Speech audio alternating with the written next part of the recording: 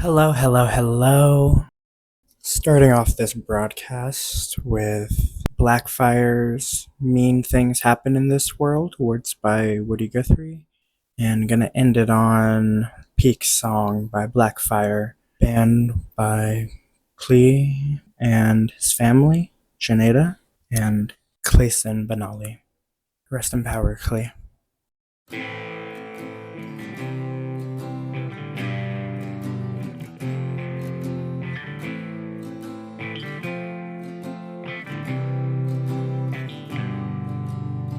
Look at the big wall across the sea.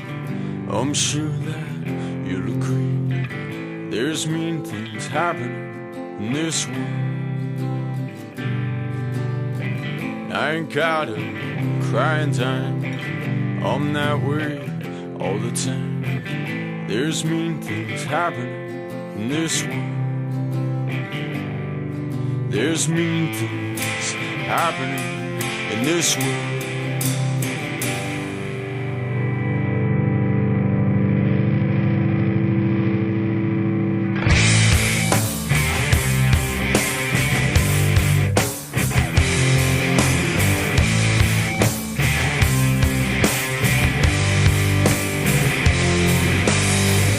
Everything is leased and lent to the government. It is wins, and the soldiers in the war don't know what he's fighting for. Yeah, the tanks are rolling on to the bursting of the bombs here. Brother, sister, getting killed for that greenback dollar bill.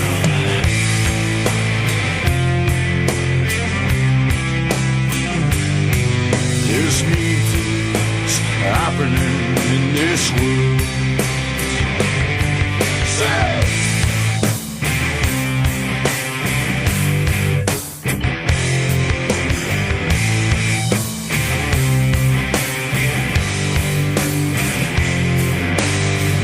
Man and woman, engineer to the war that's drawing near. You're spied on by police if you speak that word of peace. And if you talk about brotherly love back in jail, you'll get shot said. I'd rather fight for peace than this crooked legend leads.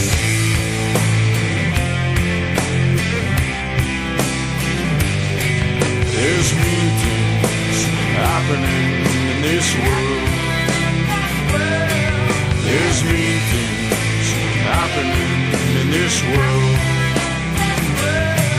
There's mean things happening in this world. Say!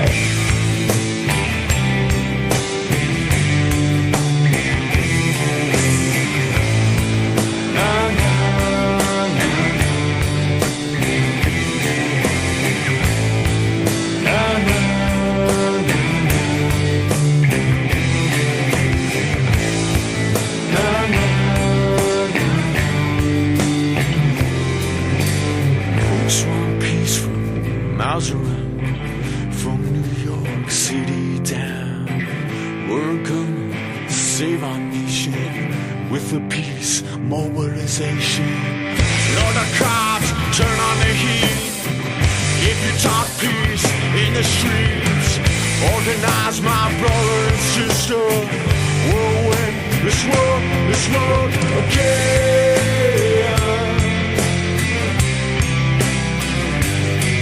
There's mean things happening in this world. There's mean things happening in this world. There's mean things happening in this world.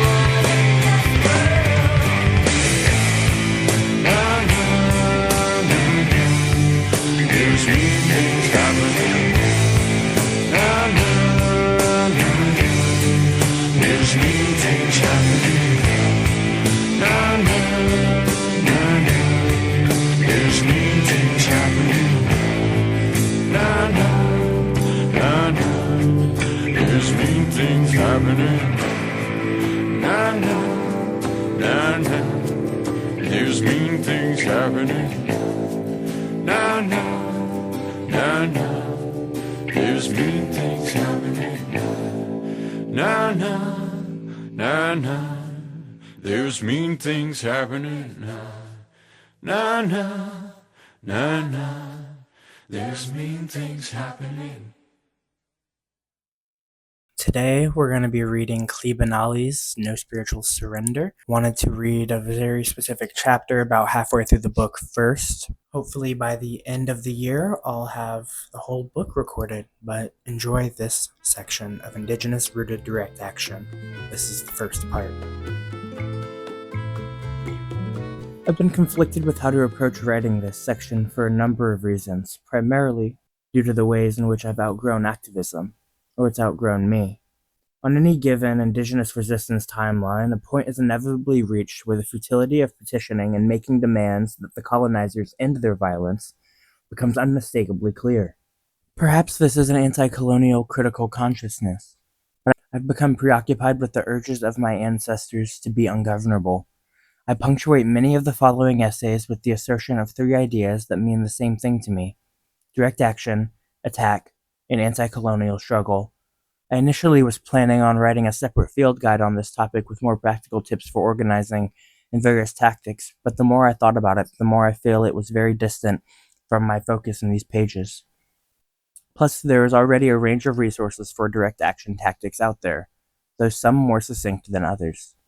My hesitation relates to my tension with what constitutes activism as a whole, most of all which amounts to large nonprofits commodifying and exploiting issues, narrowly focused, winnable campaigns, pleading politicians for limited reforms, performative solidarity, and identity politicking, young bodies sacrificed to the carceral state, and sensational arrest as public relations stunts, and progressive activist drones working to, quote, hold the political system accountable, while surviving the mundanity by constantly telling themselves it's better than doing nothing. For more than 2 decades, I've participated in and organized various types of actions, from prayer vigils, marches, banner drops, blockades, and brief and long-term occupations, all in a range of communities from occupied Ohlone lands in so-called San Francisco or occupied Piscataway lands in Washington, D.C., and in other parts of this world, particularly during the anti-globalization movement. In the early 2000s, I started conducting direct actions trainings and strategy workshops with friends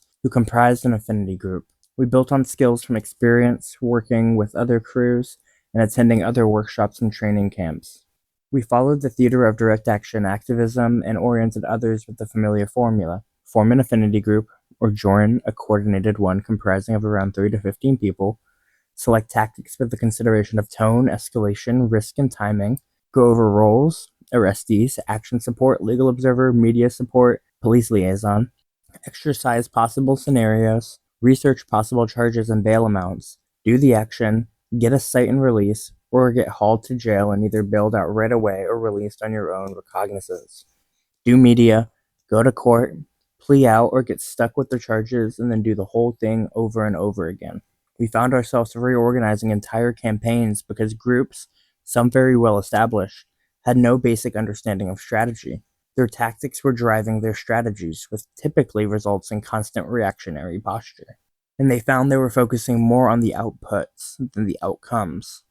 They approached direct action as an institution, which has become quite the business, and treated it as a contingency plan when other appropriate means inevitably failed. The activist institutions of direct action approaches it as a theatrical tactic to fulfill an organizational strategy. But direct action is only viewed as a set of tactics or a means. But if direct action is only viewed as a set of tactics or a means, its most beautiful offering is neglected. It is both a means and an ends. In the most raw definition, direct action means that instead of getting someone else to act for you, like a politician or institution, you act for yourself. It can be applied individually, in small grouplings like a couple of friends, family, and collectives, and in larger communities. As a well-established core principle of anarchism, direct action is also articulated as a way of life. Direct action as unmediated expression of an individual's or collective's desire challenges the dependencies, dispossession, and alienation created by hierarchy. The nature of direct action compels us to get at the root cause of any problem we might be facing. As a principle, it urges us to constantly dig deeper and ask, what do we get from this system that we cannot directly provide for ourselves? What ways can we direct our energy, individually and collectively, into efforts that have immediate impact on our lives and the lives of those around us? How can we live our lives unmediated by authority?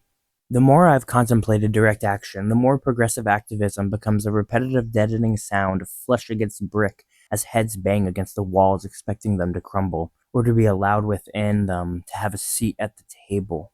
Why do Indigenous organizers continue to mirror social justice, nonviolent direct action, strategies and tactics centered on civil acts of disobedience that have largely remained the same since their development in the 1960s? These outdated formulas communicate that it only matters if you are peaceful, you get arrested, and the media coverage is good. Why is it a point of veneration to subject more of our people to the police, courts, and prison system, aka the carceral state? Don't get me too wrong, I'm all for escalation, risk, and preparedness, but there has to be a good reason to submit to capture, unless it's really, really inconvenient for the pigs. I appreciate those who spend as much time thinking through and rehearsing arrest scenarios while also planning on getting away with it. Any strategy that begs politicians to enact change through mass arrest must be ferociously scrutinized. Perhaps it's branded as direct actions, but it's really just an aggressive martyr victim complex lobbying. In the context of liberal social and environmental justice organizing, Indigenous suffering and death is a tactical resource.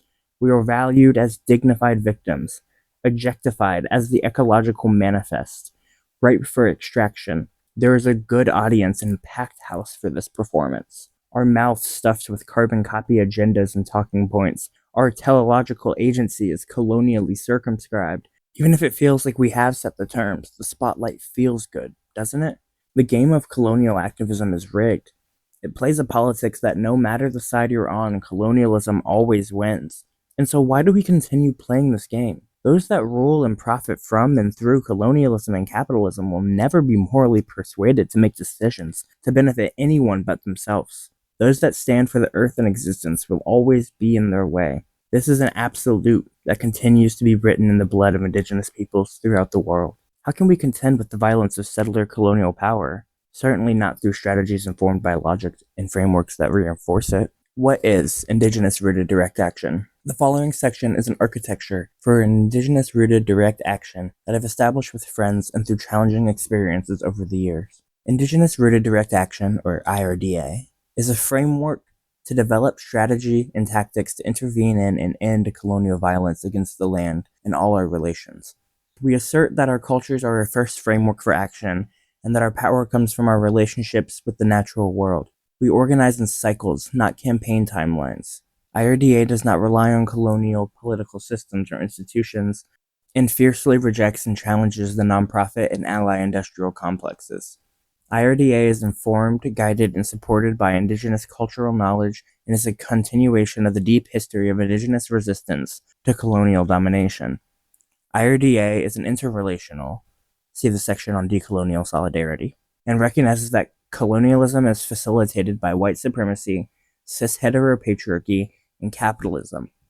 IRDA directly challenges and disrupts the ideas, institutions, and behaviors that maintain colonial power. IRDA is about directly, without a mediating entity, asserting and maintaining Indigenous lifeways and power to inform and shape the relationships and narratives that impacts our way of being. Additionally, IRDA empowers cultural communication methods, is culturally and spiritually appropriate and accountable, challenges all assumptions of victimhood, recognizes the Indigenous peoples are not a monolith, but incredibly diverse, does not perpetuate recolonization, invisibilization, or direct colonialism of other Indigenous peoples' lands, seeks to address and heal land trauma, and does not use ceremony or spiritual practices as publicity, theater, or as a prop. Other points that have been added at times are IRDA is responsible to ancestors and future generations. It cultivates a culture of resistance and liberation. It is about asserting and maintaining Indigenous power with and of the earth, and lifeways to inform and shape power relations and narratives impacting our ways of being, facilitates warrior morale and power for fighting forward and back, asserts that security culture must also mean adopting culturally informed proactive processes of transformative and restorative justice, or more plainly, accountability and responsibility.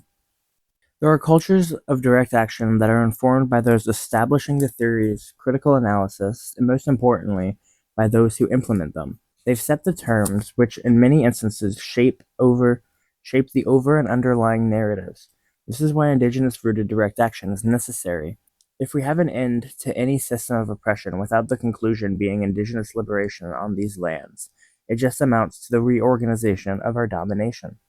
The organizing framework we utilize is based upon the Dineina, our life or lifeways. So it goes beyond activist interventions and tactics and applies to how we live our lives. We start with K, our relationships/connections, and organize around the four primary directions that are situated within the cosmology bounded by our sacred mountains. Nitsahakes, thinking, intention, and prayer. Nahata, planning, coordination, and logistics. Iana, living our plan in intention, action, and implementation. And Sihasan, outcomes, reviews, and debrief. It is non-linear, so once an action is completed, the cycle can be renewed.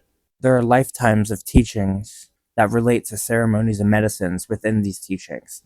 When we assert these contextual frameworks, we build on the understanding that direct action is our prayer when we live our lives in accordance to our beliefs or our reverence with the sacred. This means we intimately operate with the spiritual dimension of our fights as well as the material, emotional, and psychological. We affirm that our power is rooted with our mutuality with existence, with the sacred. Indigenous rooted direct action means being a force of nature, beyond civil disobedience.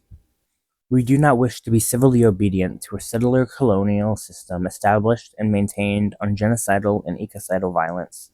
The matter of civil disobedience might appear to be a question framed in the famed assertion that what is legal is not synonymous with what is right.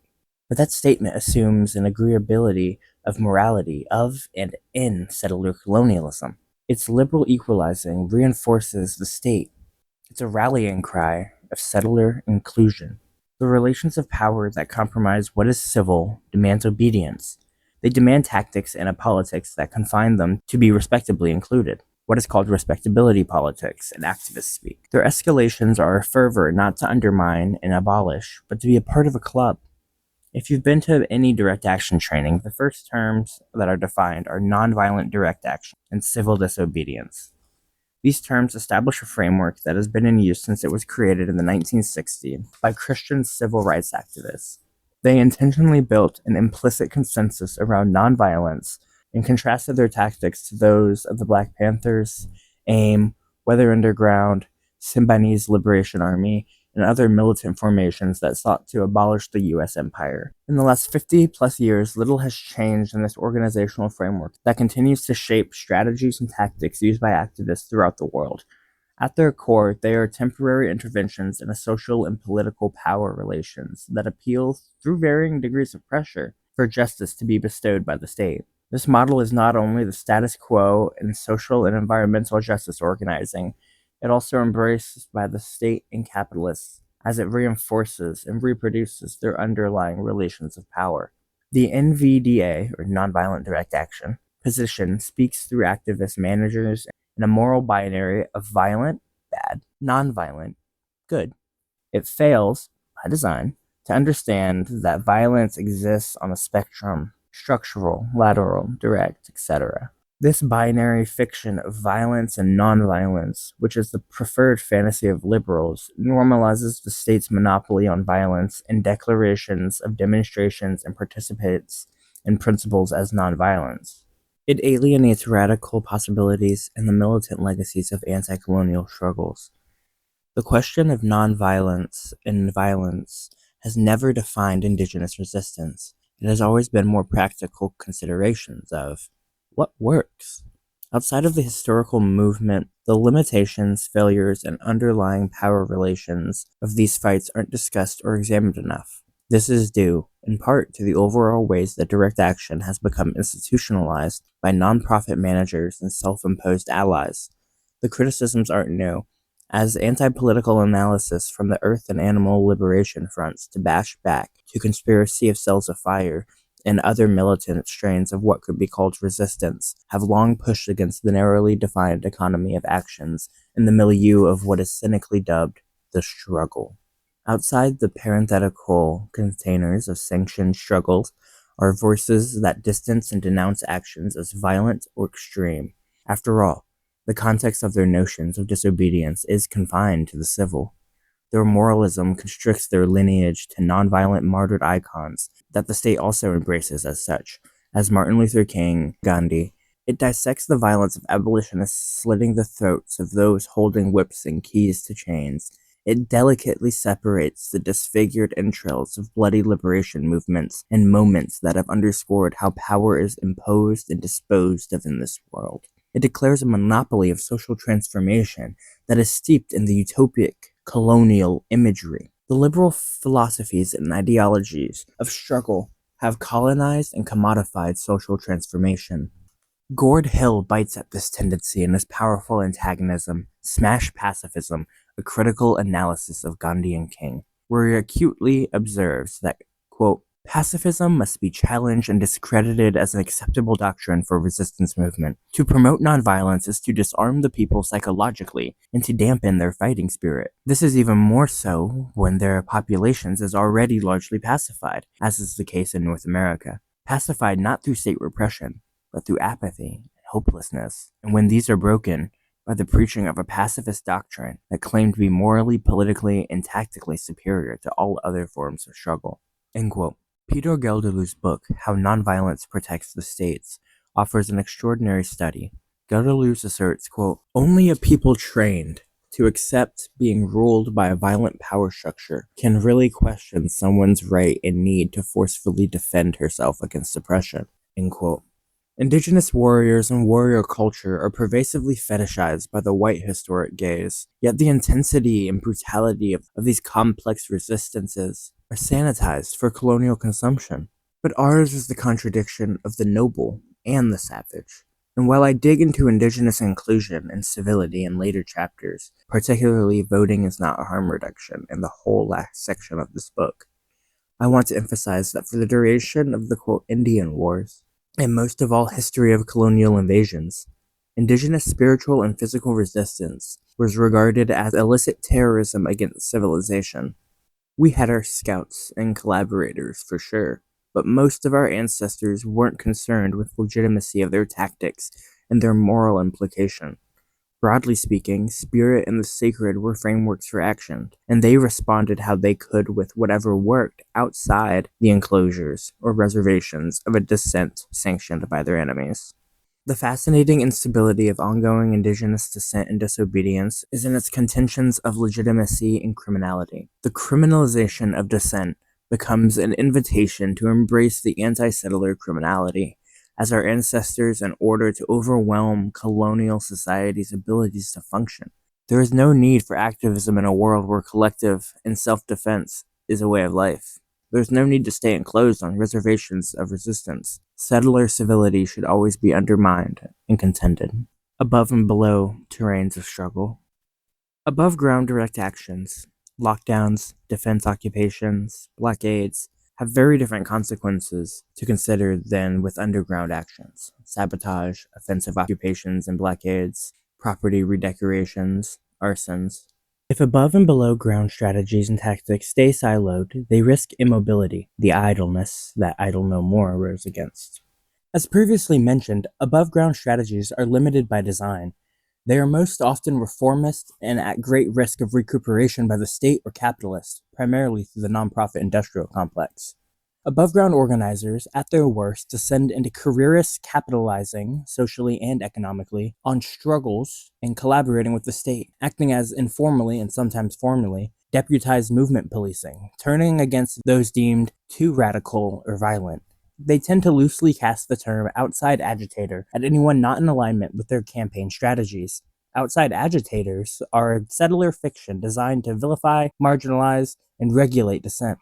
Fascist scapegoaters and liberals denouncing actions that don't comport with their idealized moral activities apply this term sensationally. Settler colonizers as an occupying force are the definition of outside agitation. Below-ground strategies and tactics face the particular limitations as well. They are esoteric by design, to elude capture by the state, are subject to extreme repression, post 9/11 anti-domestic terrorist response, and often face rapid diffusion, which isn't necessarily a pitfall. There has been a brilliant flashpoint where above and below ground actions intentionally connect in complementary ruptures. This has been particularly well implemented and documented during the anti-globalization mass mobilizations. Mass permitted marches provided necessary cover for the spectacular recreational activities of black blocs and other more subterranean forces. Yet while the grandeur of mass protests is fascinating, the scale doesn't matter so much as creativity and hostile opportunism. When the state is anemic in intelligence, attention, resources, mobility, etc., further below-ground actions become possible. As the state's predictable repressive capabilities are diminished by clogging or they're distracted, etc., further liberatory possibilities are brought to the surface. Synthesizing radical above and below ground points of contact break the binary. This point is the aggregation and compounding of social, political, and economic destabilization towards liberation. Moreover, above-ground activism, the pastime of reformists tending towards social and political and economic progress, should constantly consider self-destruction. Its degeneration is also necessary for liberation. Since the mid-1990s, the Earth Liberation Front has wreaked havoc against Earth-killing projects throughout the world, from burning of multi-million-dollar ecosystem-killing developments to the sabotage of mining equipment. Their anonymous, autonomous, cell-based, or sometimes lone wolf actions have resulted in substantial material losses. Their primary tools have been rudimentary incendiary devices comprised of something as simple as a plastic gallon jug filled with gasoline, a kitchen soap sponge soaked in gas and kerosene, gas evaporates too quickly, then placed on the handle or handful of large incense sticks placed sticking out of it. Other devices were only slightly more sophisticated and included a modified mechanical kitchen timer attached to a road flare attached to a 5-gallon or smaller bucket filled with an accelerant. See the zine Arson Around with the Anti-ALF, or known as Anti-ALF. These devices were then placed in areas that had good airflow and as close to combustible materials as possible. Sometimes pallets were stacked. While other slightly more complicated devices were made or improved on, these simple tools and a hyper-vigilant and extreme level of security have brought massive industrial projects to ashes. This is just for illustrative purposes, and I would never advocate for anyone to engage in the construction or use of such devices. There are less risky ways to bring down machinery and developments. In one account that was shared publicly by an Indigenous agitator who is no longer walking with us, a cordless power tool was used to cut through the power line bolts, but not all the way. Months later, when strong winds came, the power lines were toppled. Sometimes the force of nature just needs a little help. The point is, you don't need to understand how a machine functions to destroy it. A red-powered past tense. Colonial technologies of power are designed to rule over the body, mind, spirit, temporality, and environment of those it claims as its subjects. Colonial power is implicitly and explicitly articulated through constant coercive force. Its pillars of political and economic power malignantly rest on genocide, slavery, alienation, and ecocide. The dominant social order's Machiavellian enforcement and justifications contrast sharply against liberatory calls for power with, not over. Without coercion through external and internalized violence, like the cops and the cops inside your head, those who rule and the rules they seek to impose are all but meaningless. The unambiguous assertion of power with is an expression that aligns with the cultural knowledge systems that have existed before and in spite of colonial rule on these lands. In sometimes awkwardly contorted ways, due to leftist staking claims of how power is concentrated and distributed, it has oriented much of what is considered as social justice movement organizing in the so-called US. Most progressive activist campaigns are centered in the uncomplicated attempts at moral persuasion of those above in the dominant social, economic, and political hierarchy. They are concerned with target audiences, demographics, and most often voters, and build support or a base within those communities so they can influence decision makers, usually politicians. They study their target audience, choose tactics they believe will persuade them to pressure their primary target, the decision maker, and work to get attention while documenting the effort for their funders. Their influence tends towards capacity building, which is how they perceive organizational power is built. It requires more funding for staff, which requires a steady stream of grants, which requires accountability to the foundations, and philanthropists, which they've become dependent on to maintain and cultivate their ever-expanding capacity. Eventually, those foundations look down upon radical action and emphasize tactics that focus on services and non-confrontational forms of political persuasion. They economically emphasize tactics of refusal, like strikes, boycotts, divestments, impassivity, not doing something you're supposed to be doing. They accept mild threats so long as they don't conflict with their own positions and proximity to economic and political power. The insular and myopic world of nonprofit activism is maintained as such by design. This dynamic is incisively confronted by the book The Revolution Will Not Be Funded by Insight, came out 2007. They also join the leftist chorus calling for counterpower, or the term Lenin coined, dual power, in some spaces, which is proclaimed as building a new world in the shell of the old. Strategies range from community gardening to independent media, housing and business co-ops, schools, clinics, and while alternative infrastructures are necessary to end corporate and state dependencies, counter or dual power on stolen land is neo-colonial. For all the indigenous centering and lip service of land back, leftists have a lot of modern hang-ups. Zick also assails how the idea of dual power as revisionism of authoritarian ideology in their brief polemic, Shut Up About Dual Power tool. They caution against using the corrupting force of all power. Most anti-imperialists and anti-capitalists are locked in with the logic of fighting the empire on the empire's term, building a revolutionary force on the scale of the empire to fight the empire. While intervening is critical, autonomous anti-colonialists also focus their attacks on where the empire draws its power from. This offers a much more varied, asymmetric, and amorphous possibility of intervention that requires a whole lot less complicated revolutionary theorizing. You don't need enlightened professional organizers or a vanguard to lead the way. Sometimes you just need a bad idea, the wherewithal to try it, and the meticulous attention to detail to ensure you get away with it. Indigenous power is often reduced to visibility or recognition, as exemplified with the slogan that so many indigenous activists and artists embrace, "We are still here." But this is an incomplete statement of survival. Shouldn't we also be concerned with where we are and how intact or whole the we part actually is?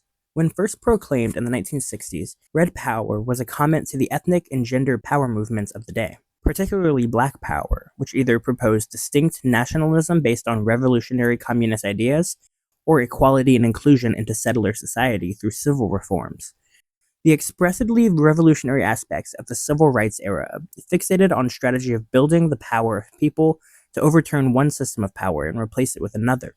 The Red Power Manifesto and statements of the era focused on protest and mobilizations toward the idea of indigenous self-determination, which comprised treaty rights, economic development, education, and cultural preservation. Red Power was issued as a demand of colonial power and as such was progressively negotiated or assimilated into the U.S. colonial polity. Certain rights were granted by colonizers as concessions to contain the extreme militancy of indigenous, queer, feminist, black, Chicana, ecological, and other uprisings. As a part of the history of the U.S. civil rights movements, these struggles have primarily been forced to operate under the terms of and within the confines of colonial oppression, to negotiate what rights and legal privileges should be distributed to subjugated Indians. While racialized indigenous analysts within proximity to the American Indian movement and its concomitant forces understand that sovereignty by definition cannot be practiced under the authority of another political entity, and their tactics were hostile and militant, most of the Red Power movement's immediate goals were based in reform. As I previously stated, there are many lessons to learn and unlearn with how the state reflexively counterattacked the militancy of the 1960s and 70s. Systems of social management and control were also built through the development of social justice organizing. These state-sanctioned models can still inform and heavily influence how activism is done today. Concessions turned into political conformity and merchandising. Select revolutionary actors of the era built political careers. Some went in and out of retirement, circulating on unending speaking tours. Many got PhDs and wrote books which established their authority of the struggle, TM, and many others went from hippie to yuppie to boomer in a couple of generational steps. From bad parodies of outdated revolutionary cliches, nonprofit profiteering, and the adoption of the quote nonviolent direct action as the status quo in organizing, the power of the people was subsumed or rendered inert by the state and its collaborating capitalist forces. Red power, like land back, means different things depending on who you were talking to or what book you read, but ultimately inspired and reactivated powerful multi-generational resistance. My elders assert that power is a spiritual source and responsibility that is shared with all of creation. Our medicine is power. Our power is medicine. That is the first half of a chapter of No Spiritual Surrender, Indigenous Anarchy in the Defense of the Sacred by Klee Benally. Chapter name is Indigenous Rooted Direct Action. We'll see you in a couple of weeks with the second half of this.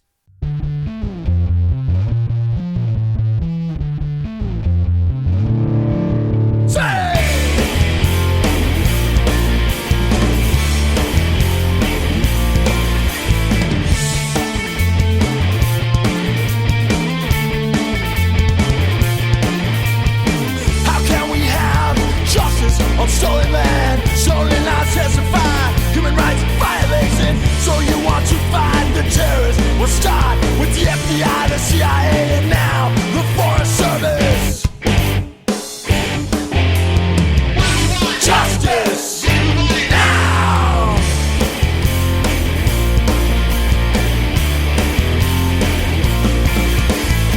Why must we struggle for respect? And live our lives in defense. Why must we fight for culture, environment? Why must we struggle for respect? Yeah.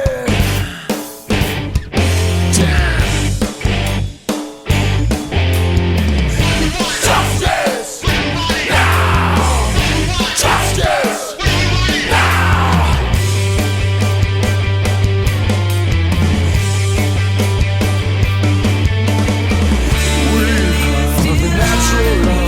Respect for our life, we are all connected. We stand for the future, for the second generation. Yeah!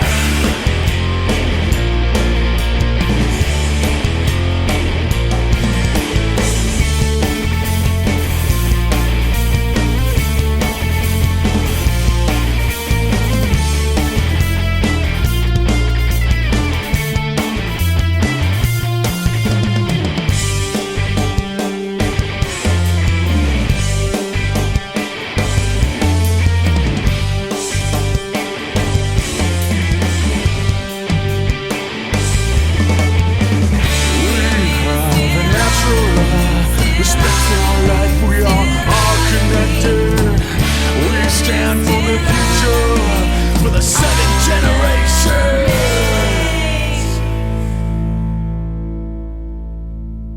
How can we have justice on stolen land? Stolen lives testified, human rights violated. Why must we struggle for respect? Why must we struggle for respect? Why must we struggle for respect? Why must we struggle for respect? Why must we struggle for respect? Why must we struggle for respect?